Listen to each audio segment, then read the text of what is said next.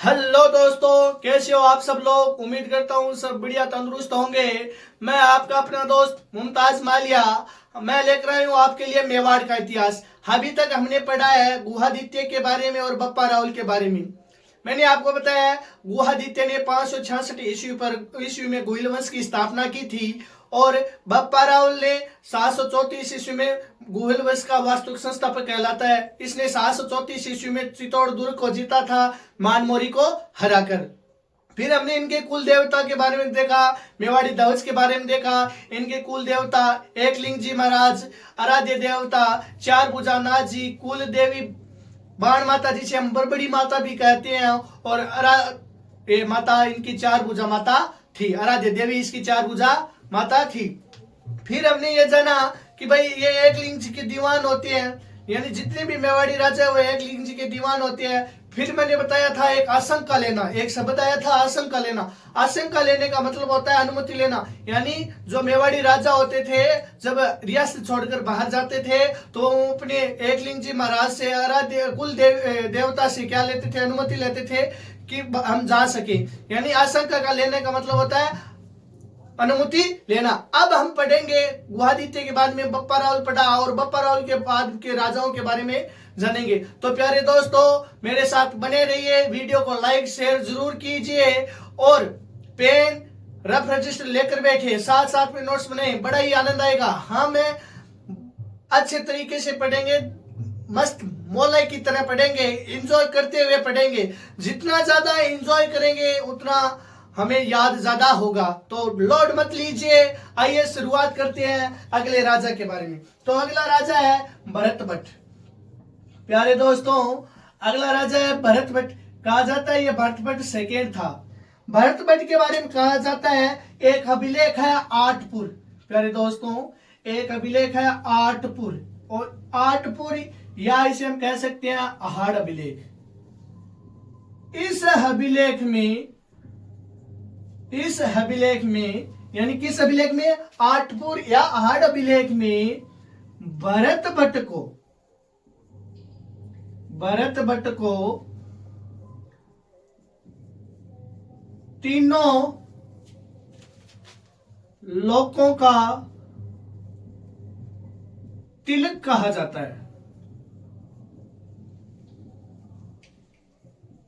प्यारे दोस्तों आठपुर व हाड़ अभिलेख में भरत भट्ट को तीनों लोगों का क्या कहा जाता है, तिलक कहा जाता है। फिर एक अभिलेख हो रहा है प्रतापगढ़ अभिलेख। प्रतापगढ़ अभिलेख के अनुसार कहते हैं कि भरत भट्ट ने महाराजा धीराज की उपाधि धारण की थी। किसकी उपाधि धारण की थी, महाराजा धीराज की उपाधि धारण की थी। यह बात कौन बताता है हमें, यह बात बताता है प्रतापगढ़ अभिलेख। कौन बताता है, प्रतापगढ़ अभिलेख। भरत भट्ट ने राष्ट्रकूट राजकुमारी महालक्ष्मी के साथ विवाह किया था। किसके साथ विवाह किया था प्यारे दोस्तों, महालक्ष्मी के साथ विवाह किया था और इस महालक्ष्मी से एक पुत्र की प्राप्ति हुई थी जिसका नाम था अलट। क्या नाम था, अलट। तो देखो भरत भट्ट के बारे में हमें यह जानकारी मिलती है किससे, आठपुर व हाड़ अभिलेख से, कि ये तीनों लोगों का तिलक है। और प्रतापगढ़ अभिलेख से हमें यह बताया जाता है कि भरत भट्ट ने महाराजा धीराज की उपाधि धारण की थी और इसने राष्ट्रकूट की राजकुमारी महालक्ष्मी के साथ विवाह किया था और इस महालक्ष्मी से हमें एक पुत्र की प्राप्ति हुई थी। किसे, भरत भट्ट को, और वो उस पुत्र का नाम क्या था, अलट। अब भरत भट्ट के बाद में जिस राजा की हमें जानकारी मिलती है उसका नाम है अलट। और यह लीजिए हम पढ़ते हैं अब अलट के बारे में। अलट के पिता का नाम क्या था, अभी मैंने आपको बताया है। तो अलट के पिता का नाम क्या था प्यारे दोस्तों, भरत भट्ट। क्या नाम था, भरत भट्ट। और अलट की माता कौन थी, अभी मैंने बताया है। अलट की माता थी महालक्ष्मी और ये किसकी राजकुमारी थी, अष्टकूटों की राजकुमारी थी। अलट का उपनाम यहां हम बात करते हैं उपाधि की, तो आलू रावल, आलू रावल। प्यारे दोस्तों, अलट के पिता थे भरत भट्ट, माता महालक्ष्मी, और इनकी जो उपाधि थी वो थी आलू रावल। और ये जो उपाधि थी आलू रावल, ये भाटों द्वारा दी गई थी। किसके द्वारा दी गई थी? भाटों द्वारा दी गई थी। अलट को आलू रावल की उपाधि भाटों द्वारा क्या की जाती है? दी जाती है। फिर पढ़ते हैं अलट से, अलट की जानकारी कहां से मिलती है? प्यारे दोस्तों, अलट की जानकारी कहां से मिलती है? तो मिलती है सारणेश्वर अभिलेख से, सारणेश्वर अभिलेख से। तो बताओ अलट की जानकारी कहां से मिलती है? सारणेश्वर अभिलेख से। सारणेश्वर अभिलेख से अलट के बारे में हमें जानकारी मिलती है। देखो अलट, अलट ऐसे आलस, अलट ये कोई काम तो करता की काम को करतो आलस, एकदम ये मतलब काम नहीं करे, आलस नहीं करे ना, काम करने खातर के नहीं तो रखे भाई ओ अलट है, आलसियो भाई ओ काम ही को करतो, और काम नहीं करतो भाई राजा और काम नहीं करतो किंग की करतो। तो इसने क्या किया था? मेवाड़ में नौकरशाही लेकर आया था। तो इसने मेवाड़ में किसकी शुरुआत की थी? अलट ने मेवाड़ में नौकर शाही की शुरुआत करता है। तो प्यारे दोस्तों, नौकरशाही की शुरुआत मेवाड़ के अंदर सर्वप्रथम कौन करता है? तो वह करता है आलू रावल। कौन करता है? अलट। देखो इसने नौकरशाही की शुरुआत की। ओ आप आलसियो, और आप आलसियो से भाई राजा है तो काम करने खातिर किसी व्यक्ति में होना जरूरी है। तो इसने सर्वप्रथम क्या किया था? नौकरशाही की क्या की थी? शुरुआत की थी। और इस अलट एक पद लेकर आता है, अमात्य पद। प्यारे दोस्तों, अमात्य पद जिसे हम कहते हैं मंत्री। क्या कहते हैं? मंत्री। इसने अमात्य या मंत्री पद का क्या किया था? गठन किया था। किसने किया था? अलट ने किया था। तो अलट ने नौकरशाही की शुरुआत कर दी और इसने एक पद का भी गठन किया था। और कौन सा पद था? कौन सा पद था प्यारे दोस्तों? मंत्री, जिसे हम क्या कहते हैं? अमात्य पद। इसने देखो कुछ निर्माण भी करवाए हैं, और निर्माण में इसने करवाए हैं जगत अंबिका माता का मंदिर। इसने एक मंदिर बनवाया है, जगत अंबिका माता का मंदिर, जिसे मेवाड़ का खजुराहो भी कहा जाता है। और इसने एक मंदिर आहाड़ में और बनवाया है। इसने आहाड़ में एक मंदिर और बनवाया है। और कौन सा बनवाया? वराहा का मंदिर। आहाड़ में इसने वराहा का मंदिर का निर्माण करवाया था। वराहा का मंदिर बनवाया। देखो इसने अंबिका माता का मंदिर बनवाया, इसने वराहा जी का क्या बनवाया? मंदिर बनवाया। इसने नौकरशाही की शुरुआत की, यह अमात्य पद लेकर आया। तो प्यारे दोस्तों, यह भी पूछा जा सकता है कि अलट की राजधानी, तो इसने नवीन राजधानी बनाई थी आहाड़ को। किसे बनाई थी? आहाड़ को। आहाड़ इनकी क्या थी? राजधानी। देखो बप्पा रावल गुवाहाटी थी, उनकी राजधानी क्या थी प्यारे दोस्तों? क्या थी? याद करो, नागदा। उनकी राजधानी तो नागदा रही थी, लेकिन अलट ने राजधानी को चेंज करता और नई राजधानी बनाता। वह कौन सी बनाता है? आहाड़ राजधानी बनाता है। कौन सी राजधानी बनाता है प्यारे दोस्तों? आहाड़ राजधानी बनाता है। देखो अलट, हम अलट के बारे में पढ़ रहे हैं। तो अलट ने क्या किया था? हूण राजकुमारी, प्यारे दोस्तों, हूण राजकुमारी हरिया देवी से क्या किया था? विवाह किया था। हरिया देवी के साथ से क्या किया था? विवाह किया था। तो प्यारे दोस्तों, हूण राजकुमारी हरिया देवी के साथ विवाह किया था। किसने? अलट ने। और ये हमारे राजस्थान की हरिया देवी के साथ विवाह किया था। ये कहां की थी? हूण राजकुमारी थी। तो ये हमारे राजस्थान का पहला अंतरराष्ट्रीय विवाह था। पहला अंतरराष्ट्रीय विवाह था।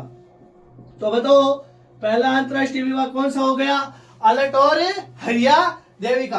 तो यह हमारे राजस्थान का था। तो दोस्तों बताओ भारत का पहला अंतरराष्ट्रीय विवाह कौन सा था? याद करो, अगर आपने भारत का इतिहास पढ़ रखा है, मौर्य वंश पढ़ रखा है, तो आपको पता है भारत का पहला अंतरराष्ट्रीय विवाह चंद्रगुप्त मौर्य और हेलेना, यह हेलेना सेल्यूकस निकेटर की क्या थी? बेटी थी। सेल्यूकस निकेटर की क्या थी प्यारे दोस्तों? बेटी थी। इस हेलेना और चंद्रगुप्त के विवाह को ही हम भारत का पहला अंतरराष्ट्रीय विवाह कहते हैं। भारत का पहला अंतरराष्ट्रीय विवाह कौन सा हुआ था? चंद्रगुप्त मौर्य और हेलेना का। और राजस्थान का पहला अंतरराष्ट्रीय विवाह अलट और हरिया देवी का। देखो अलट की जानकारी हमें सारनेश्वर अभिलेख में मिलती है। इसके पिता भरत भट्ट, माता महालक्ष्मी, उपाधि आलूराव, जो किसके द्वारा दी गई थी? भाटों द्वारा। ये नौकरशाही लेकर आया था। नौकरशाही में एक अमात्य पद का गठन किया था। अमात्य का मतलब होता है मंत्री। इसने जगत अंबिका माता का मंदिर का निर्माण करवाया, वराह जी के मंदिर का निर्माण करवाया। हुड़ राजकुमारी हरिया देवी के साथ इसने क्या किया था? विवाह किया था। राजस्थान का पहला अंतरराष्ट्रीय विवाह भी माना जाता है। और भारत का पहला अंतरराष्ट्रीय विवाह चंद्रगुप्त मौर्य और हेलेना। अलट ने नवीन राजधानी बनाई थी, और नवीन राजधानी कौन सी थी प्यारे दोस्तों? आहड़। कौन सी थी? आहड़। जो राजा आया था प्यारे दोस्तों, जिसका नाम था नरवान। इसके बारे में ज्यादा कुछ हमें देखने को नहीं मिलता है। हमें इसका अन्य नाम पूछा जा सकता है। अन्य नाम, तो अन्य नाम में शत्रुओं का सहारक। शत्रुओं का क्या था? यह सहारक था प्यारे दोस्तों, सहारक। और क्षेत्रियों का रक्षक। नरवान को शत्रुओं का सहारक कहा जाता है और क्षेत्रियों का रक्षक कहा जाता है। प्यारे दोस्तों, नरवान के समय गुहिल वंश पतन की ओर जा रहा था। देखो अलट के बाद में राजा है नरवान, और नरवान के बारे में ज्यादा कुछ नहीं मिलता है। नाम पूछा जाता है कि यह शत्रुओं का सहारक है, और क्षेत्रियों का क्या बोला जाता है? इसे रक्षक बोला जाता है। जो गुहिल वंश था वो पतन की ओर जा रहा था। किसके समय? नरवाहन के समय। नरवाहन के बाद में जो राजा आया था, जिसका नाम था शक्ति कुमार, या इसे हम शक्ति सिंह भी कहते हैं। क्या कहते हैं? शक्ति सिंह। देखो शक्ति सिंह के समय परमारों ने चित्तौड़ पर अधिकार कर लिया। शक्ति सिंह के समय ने परमार राजवंश के राजाओं ने किस पर अधिकार कर लिया दोस्तों? चित्तौड़ पर अधिकार कर लिया।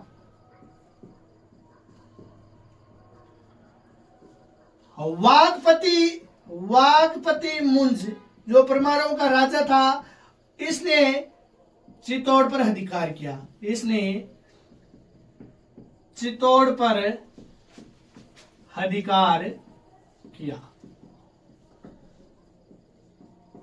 वागवती मुंज ने क्या किया था? चित्तौड़ पर अधिकार किया था। परमार वंश का राजा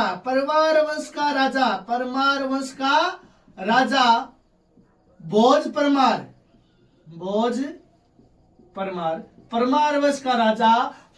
परमार ने त्रिभुवन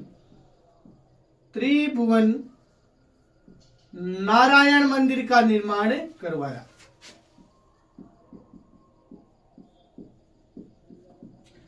भोज परमार ने त्रिभुवन मंदिर का निर्माण करवाया था। बाद में इसका पुनः निर्माण राजा मोकल ने करवाया था। किसने करवाया था? राजा मोकल ने। और इस मंदिर को मोकल मंदिर भी कहा जाता है। किस नाम से जाना जाता है? मोकल मंदिर के नाम से भी जाना जाता है। देखो अलट के बाद में राजा आया नरवान, कुछ खास नहीं किया, गोइल पतन की ओर जा रहे थे। नरवान के बाद में राजा आया शक्ति कुमार। इनके समय परमारों ने चित्तौड़ पर आक्रमण किया और अधिकार भी कर लिया। फिर वागवती मुंज ने चित्तौड़ पर अधिकार किया। फिर शासक आता है परमार वंश का भोज परमार, जिसने त्रिभुवन नारायण मंदिर का निर्माण करवाया। बाद में आगे चलकर राजा मोकल आता है और राजा मोकल इस मंदिर का पुनः निर्माण कराता है। इसलिए इस मिंदर को मोक्कल मिंदर के नाम से भी जाना जाता। शक्ति सिंह के बाद में राजा बनता है दोस्तों रण सिंह, या हम इसे बोलते हैं कर्ण सिंह। रण सिंह या कर्ण सिंह। देखो प्यारे दोस्तों, इस रण सिंह के दो पुत्र हुए थे। कितने पुत्र हुए थे दोस्तों? दो। एक का नाम था छेम सिंह और एक का नाम था दोस्तों राहाब। छेम सिंह राजा बनता है। छेम सिंह क्या करता है? राजा बनता है। और छेम सिंह के भी कितने पुत्र होते हैं? दो पुत्र होते हैं, सामंत सिंह और कुमार सिंह।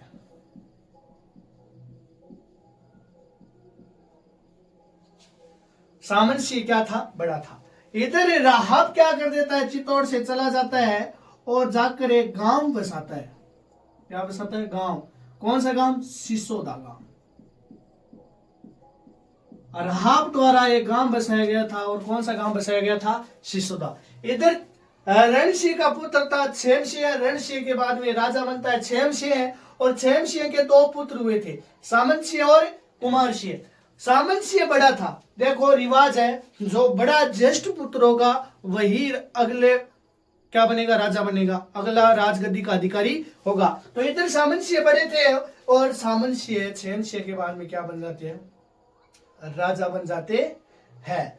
और सामंत सिंह के समय, किसके समय? सामंत सिंह के समय त्राइन का सेकेंड युद्ध हो रहा था। और यह युद्ध मोहम्मद गौरी और किसके मध्य हो रहा था प्यारे दोस्तों? पृथ्वीराज तृतीय के मध्य। और यह सामंत सिंह पृथ्वीराज तृतीय की क्या करने चला जाता है? सहायता। और इसका साथ देता है त्राइन के दूसरे युद्ध में। इधर नाडोल, इधर प्यारे दोस्तों क्या है? नाडोल। और नाडोल कहां है? पाली। और इस नाडोल पाली में कौन है? चौहान है। और कौन सा चौहान है? चौहान वंश का राजा कौन है? कीर्तिपाल, जिसे हम क्या कहते हैं? कित्तू भी कहते हैं। इस कीर्तिपाल को पता चलता है कि मेवाड़ के जो राजा है वो क्या हो गए हैं? कमजोर हो गए। इसलिए पता चला है कि जो मेवाड़ के राजा है वो क्या हो गए हैं? कमजोर हो गए हैं। तो इसने क्या किया कि कीर्तिपाल ने सामंत सिंह पर, कीर्तिपाल ने क्या किया? सामंत सिंह पर आक्रमण कर दिया। कीर्तिपाल ने सामंत सिंह पर क्या कर दिया? आक्रमण कर दिया। और आक्रमण कर दिया तो यह सामंत सिंह क्या हो गए? भाग गए। और भागकर कहां चले गए? बड़ौद। कहां चले गए थे? बड़ौद। और यह बड़ौद प्यारे दोस्तों पड़ता है गुजरात। और इस बड़ौद को ये अपनी क्या बना लेते हैं? ये राजधानी बना लेते हैं। क्या बना लेते हैं?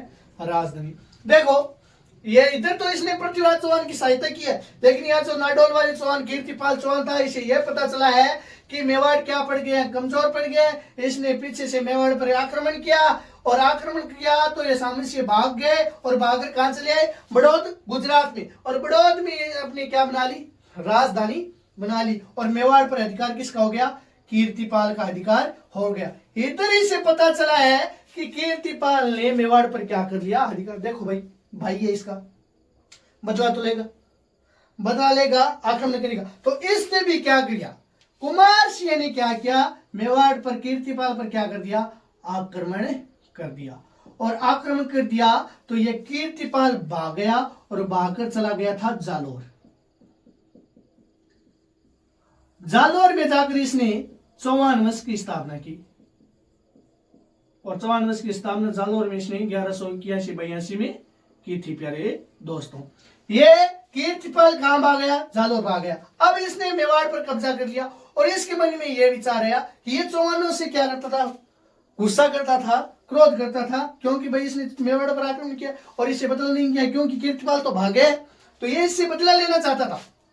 इसने आक्रमण की पुनः कोशिश की, लेकिन ये बदला नहीं ले पाता है। और फिर आगे रावल शाखा में गुहेली वंश का यह एक आगे राजा बनता है चेत्र सिंह। और इसके बारे में पढ़ेंगे प्यारे दोस्तों कल। आज के लिए बस इतना ही। बस वीडियो को लाइक शेयर जरूर कर दीजिए।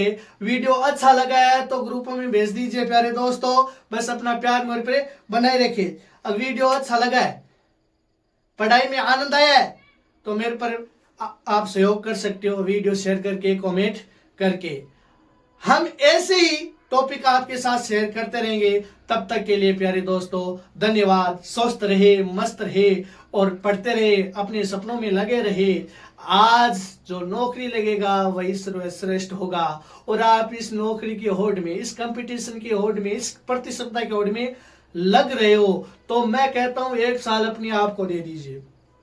1 साल गायब हो जाए और 1 साल गायब होकर मन से, सच्चे मन से 15 घंटे स्टडी कर लीजिए। 100% आपका सिलेक्शन होगा। मैं आपके साथ ऐसी रोज वीडियो शेयर करता रहूंगा, अलग अलग टॉपिक लेकर आऊंगा। ये तो मेरी अभी शुरुआत है प्यारे दोस्तों, ज्यादा दिन नहीं हुए हैं, 20-25 दिन हुए, अभी मैंने शुरुआत की है। देखो अनुभव की थोड़ी कमी जरूर है, लेकिन आपके साथ जो चीज शेयर करूंगा जिसमें आपको मजा आएगा, आपको पीछे नहीं हटने दूंगा। मैंने जो पढ़ाया है उसमें देखो कोई कमी नहीं है। किसी भी का वीडियो उठाकर देख लेना, इनमें से आपको आपका मेरा टॉपिक कुछ एक आधा एक्स्ट्रा ही मिलेगा। तो अपना प्यार बनाए रखे, बस मस्त रहे, तंदुरुस्त रहे। आगे पढ़ेंगे हम जत्र सिंह के लिए। तब तक के लिए वीडियो सब्सक्राइब करके बेल आइकन दबाकर रखें।